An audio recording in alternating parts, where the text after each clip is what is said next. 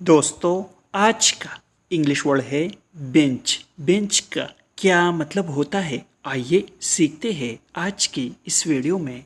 Bench means the long palm of seat. Bench का उर्दू मतलब है कुर्सी, अदालत की कुर्सी। जज हजरात अदालती नशिस्त, तवील कुर्सी या खिलाड़ियों की रिजर्व सीट।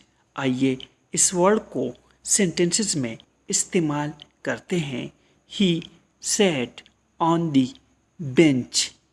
इसका मतलब है वो बेंच पर बैठा, वो कुर्सी पर बैठा।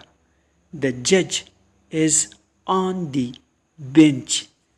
इसका मतलब है जज अदालत की कुर्सी पर है। दोस्तों चैनल को सब्सक्राइब करें और वीडियो को लाइक और शेयर ज़रूर करें।